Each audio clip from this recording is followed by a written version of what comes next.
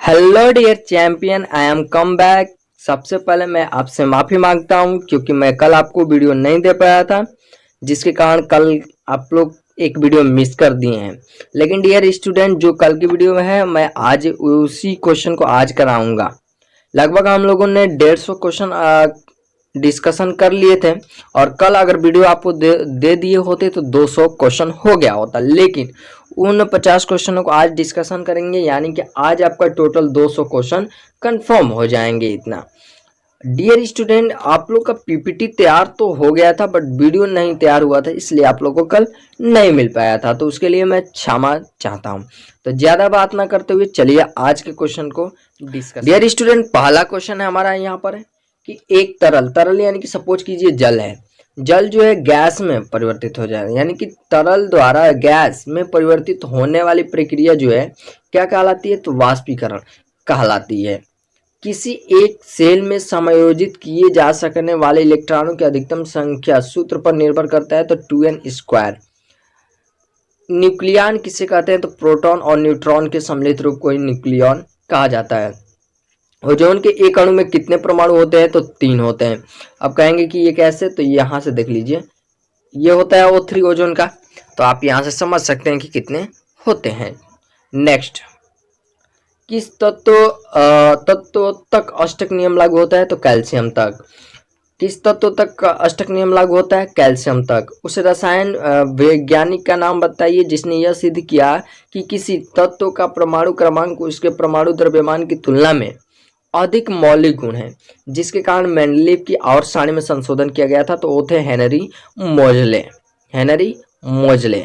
आगे देखिए, आधुनिक आवर्त तालिका में कितने समूह और आवर्त मौजूद हैं, तो आधुनिक आवर्त सारणी में यानी कि जो पीरियोडिक टेबल है आधुनिक, जिसका श्रेय मोजले साहब को जाता है, उसमें लगभग 18 समूह, लगभग क्या आप देखे भी होंगे कि 18 समूह है और 7 आवर्त है, जिसमें 18वां हमारा जो है अक्रिय गैसों के लिए समूह रखा गया है। तो वही यहाँ पर आप क्वेश्चन देखेंगे, अभी आगे चलकर एक इसी टाइप से क्वेश्चन रहेगा। तो पहले हम 58 नंबर क्वेश्चन को डिस्कशन करें। तो कुल तत्वों में से यानी कि 118 तत्वों में से आपके 24 ऐसे तत्व हैं जो प्रयोगशाला क्रियाओं के माध्यम से बनाई गई हैं। फिर एक बार सुन लीजिए, 118 तत्वों में से 24 तत्वों को खोज जो किया गया है वो प्रयोगशाला प्रक्रियाओं के माध्यम से किया गया है। निम्नलिखित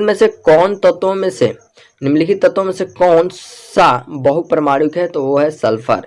याद रखिएगा, सल्फर। किस तत्व का इलेक्ट्रॉनिक विन्यास 288 है, यह किस समूह से संबंधित होगा, तो 18, क्योंकि इसका अष्टक पूरा हो गया है। इसका अष्टक पूरा हो गया है। समझ में आया।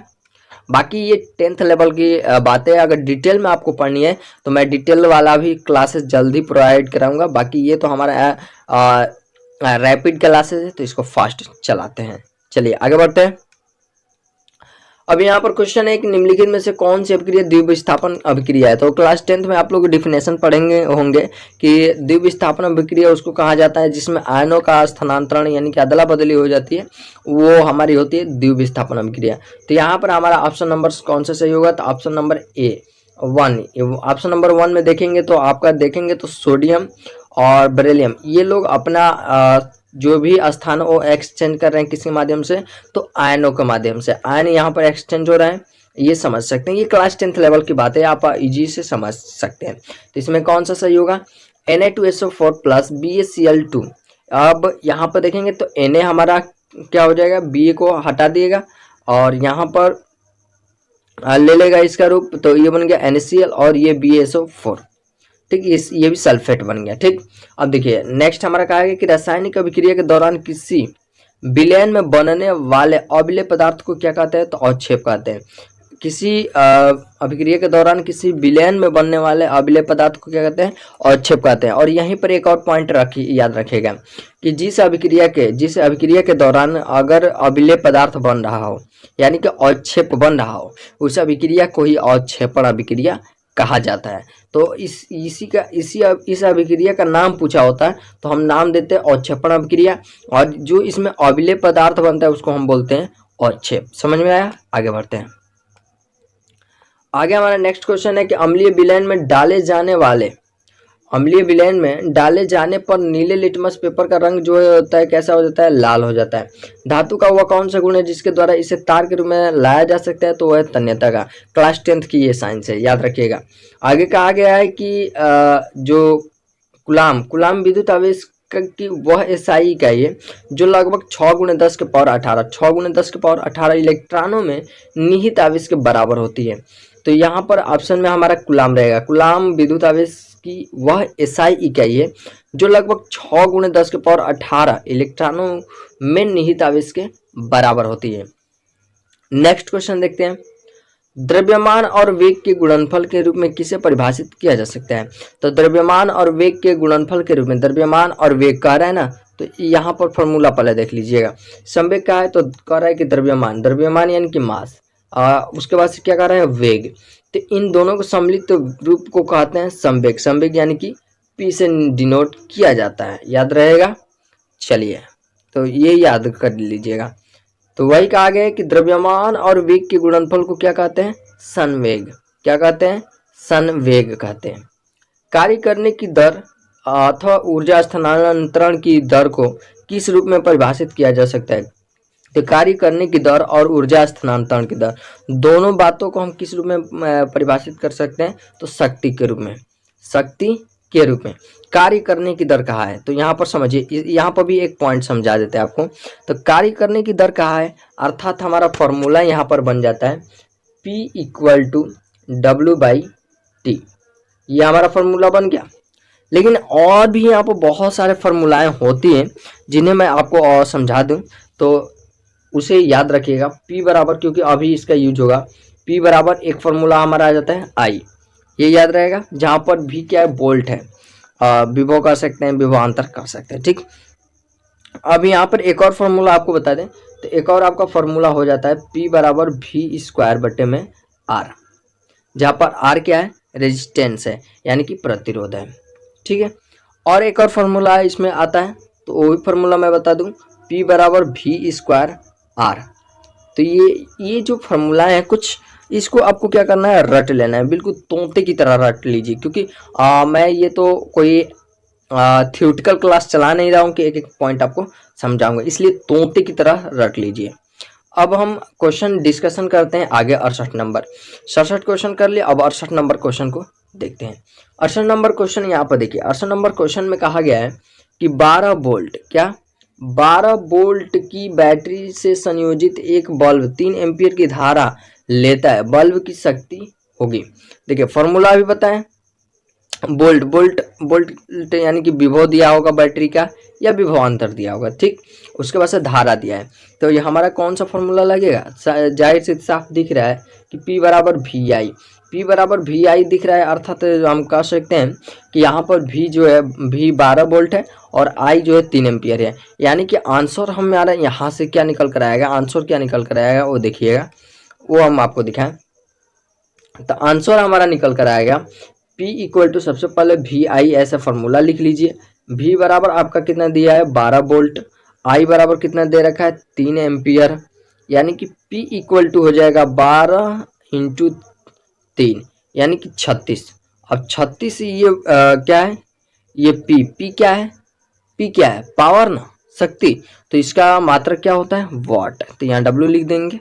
अब यहाँ पर आ जाइए, आंसर देख लेते हैं। तो आंसर यहाँ पर मिलाएंगे तो कहेंगे कि हाँ सर आंसर आ गया है, ठीक। नेक्स्ट क्वेश्चन देखते हैं। कौन सा नियम या सिद्धांत कहता है कि जब किसी पिंड को पूर्ण या आंशिक रूप से किसी द्रव में डुबोया जाता है तो यह ऊपर की दिशा में एक बल का अनुभव करता है जो इसके द्वारा विस्थापित द्रव के भार के बराबर होता है।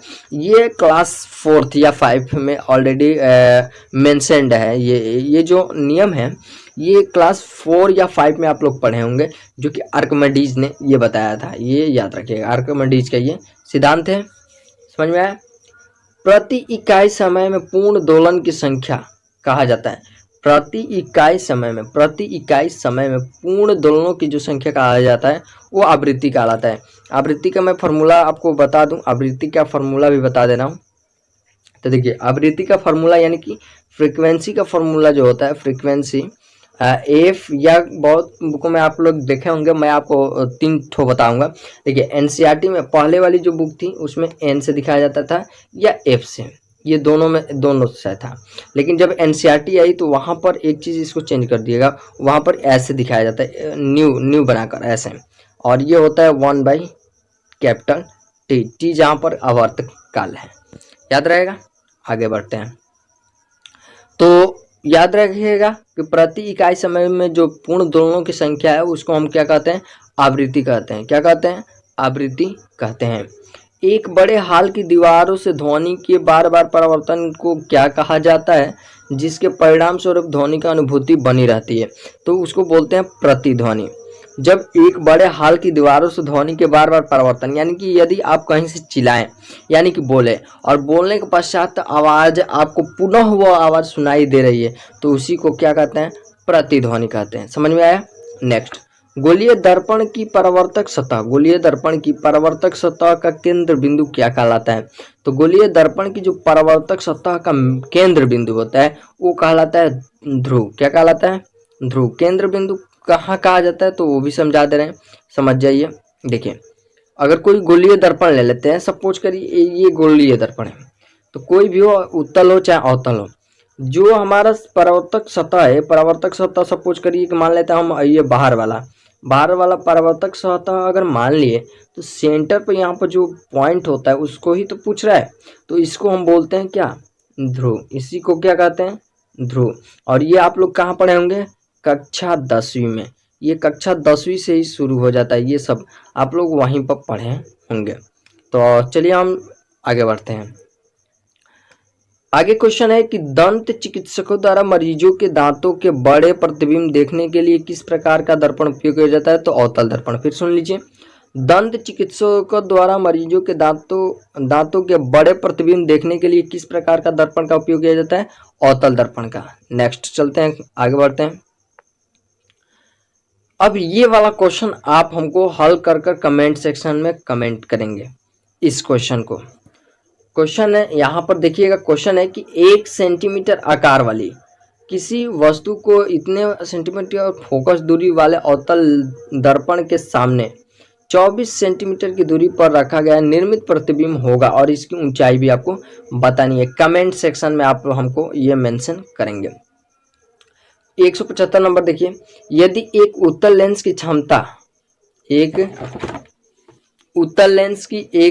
उत्तल लेंस की क्षमता डायोप्टर है, तो उसकी फोकस दूरी कितना होगी। तो देखिए इस क्वेश्चन में मिसिंग है कुछ, या तो 3 होगा, 3 डायोप्टर होगा कुछ, यहाँ तो मिसिंग है कुछ भी, समथिंग कुछ हो सकता है। मतलब कंफर्म यहाँ पर नहीं मेंशन किया गया है कि क्या होगा, लेकिन हम एक अनुमानित फिक्स एक पैटर्न लेते हैं, फिक्स पैटर्न लेकर दिखाते हैं आपको। जैसे आपको पता होगा कि पी जो होता है पावर यानी कि क्षमता, P इक्वल टू हमारा होता था 1/f, f जहाँ पर हमारा फोकस है, और ये किस में होता था, मीटर में। ये किस में होगा, हमेशा मीटर में। याद रहेगा, ये हमेशा किस में रहता है, मीटर में। तो यहाँ पर हमारा मेंशन तो किया ही नहीं है क्वेश्चन में कि कितना डायोप्टर, यानी कि मिसिंग प्रिंट है। तो हम यहाँ पर मान लेते हैं आंसर के हिसाब से, तो आंसर हमारा दे रखा है 0.33 मीटर, यानी कि ये पूछा क्या है इसमें क्वेश्चन में, इस क्वेश्चन में पूछा है एफ का मान, यानी कि एफ का मान क्या है यही हमसे पूछ रखा है। तो एफ का मान क्या है कैसे पता करेंगे, तो एफ का मान पता करने के लिए डियर स्टूडेंट हम एक अनुमानित कुछ वैल्यू रख लेते हैं। अनुमानित वैल्यू कैसे रखेंगे, तो हमारा आंसर दिया है, आंसर हमारा एफ का जो मान दे रखा है उसके हिसाब से हम एक वैल्यू मानेंगे। जैसे हमारा ये आंसर दे रखा है एफ का मान, तो अगर हम सोचो कि अगर हम P इक्वल टू 1/f, अगर हम P की जगह पर अगर 3 डायोप्टर मान लेते हैं, 3 डायोप्टर मान लेते हैं, यानी कि 3D इक्वल टू 1/ अगर f मान लिए, अगर हम f की इधर ट्रांसफर कर दे तो f बराबर हमारा कितना हो जाएगा 1/3। अगर 3 से 1 में भाग दोगे तो लगभग यही आपका आंसर आएगा। तो इससे आप लोग को स्पष्ट होता है कि यहाँ इस क्वेश्चन में जो हमारा मिसिंग प्रिंट है वो है यहाँ पर 3 डायोप्टर। तो यहाँ पर 3 डायोप्टर आप लगा लीजिएगा, ठीक ना। चलिए नेक्स्ट क्वेश्चन की तरफ अब बढ़ते हैं। नेक्स्ट हमारा क्वेश्चन है श्वेत प्रकाश के 7 रंगों में से कौन सा कांच के प्रिज्म द्वारा प्रकाश के परिक्षेपण के बाद सबसे कम विचलित हो जाता है? तो लाल। लाल कलर आप देखे होंगे, आपको मैं थोड़ा सा और भी इसमें समझा दे रहा हूँ। जब आप प्रिज्म से कलर को गुजारते हैं, जब प्रिज्म से आप कलर को गुजारते हैं, यहाँ से श्वेत प्रकाश जैसे ही जाता है तो यहाँ से आप लोग देखे होंगे कि 7 कलर में ऐसे विभक्त हो जाते हैं, 7 कलर में ऐसे विभक्त हो जाता है। तो सबसे विक्षेपण किसका होता है? तो यहाँ पर वाइब्ग्योर के नाम से एक होता है, वाइब्ग्योर। मैं एक बार लिख दे रहा हूँ, वाइब्ग्योर। तो यहाँ पर देखेंगे कि V से होता है वायलेट, I से होता है इंडिगो, B से होता है ब्लू, G से होता है ग्रीन, और Y से होता है येलो, O से होता है ऑरेंज, और R से होता है रेड। यानी कि रेड देखेंगे तो सबसे ज़्यादा कम इसका विक्षेपण हुआ है। कम क्या होता है? इसका विक्षेपण होता है। तो ये याद रखिएगा, सबसे कम परिक्षेपण किसका होता है? तो येलो का। आगे देखते हैं नेक्स्ट क्वेश्चन हमारा क्या है। तो नेक्स्ट क्वेश्चन में हमसे क्या कहा है वो देखिए। विभिन्न विद्युत उपकरणों में से विद्युत धारा के तापीय प्रभाव पर आधारित उपकरण कहलाता है। देखिए, विभिन्न विद्युत उपकरणों में से विद्युत धारा के तापीय प्रभाव पर आधारित उपकरण क्या है? तो ये है फ्यूज। आप लोग क्लास 10th का अगर एनसीईआरटी का ये चाहे नॉन एनसीईआरटी बुक पढ़ लेते हैं साइंस का, तो आप समझिए कि साइंस में अच्छा खासा स्कोर कर जाएंगे। रेलवे की किसी भी एग्जाम के लिए मैं बात कर रहा हूँ, ठीक ना। आगे देखिए, नेक्स्ट क्वेश्चन है कि एक लंबी धारावाही सीधी परिनालिका के अंदर चुंबकीय क्षेत्र की प्रबलता जो होती है परिनालिका के अंदर सभी बिंदुओं पर एक समान होती है। अगर एक लंबी धारावाही सीधी परिनालिका के अंदर चुंबकीय क्षेत्र की प्रबलता देखा जाए तो परिनालिका के अंदर सभी बिंदुओं पर एक समान होगी, कहीं भी कम बेसी नहीं होती है। आगे देखते हैं, नेक्स्ट क्वेश्चन है कि the general theory of employment interest and money 1936 के लेखक कौन थे, जिसने अर्थशास्त्र की एक अलग शाखा के रूप में माइक्रो इकोनॉमिक्स की नींव रखी थी? तो वो थे जॉन मेनार्ड किन्स। जिस दर पर आरबीआई वाणिज्य बैंकों को ऋण प्रदान करता है उसे बदलकर यह धन को प्रभावित कर सकता है। इस दर को बैंक दर कहा जाता है। इस दर को क्या कहा जाता है? बैंक दर कहा जाता है। आगे देखिए, सरकार की कुल व्यय और ऋण को छोड़कर कुल प्राप्तियों के बीच के अंतर को, सरकार की कुल व्यय और ऋण को छोड़कर कुल प्राप्तियों के बीच के अंतर को राजकोषीय घाट कहा जाता है। क्या कहा जाता है? राजकोषीय घाट कहा जाता है। निम्नलिखित में से कौन अप्रत्यक्ष कर है? निम्नलिखित में से कौन अप्रत्यक्ष कर है? आयकर प्रत्यक्ष है, न्यूनतम वैकल्पिक कर ये प्रत्यक्ष है, और दो भी ऑप्शन होंगे।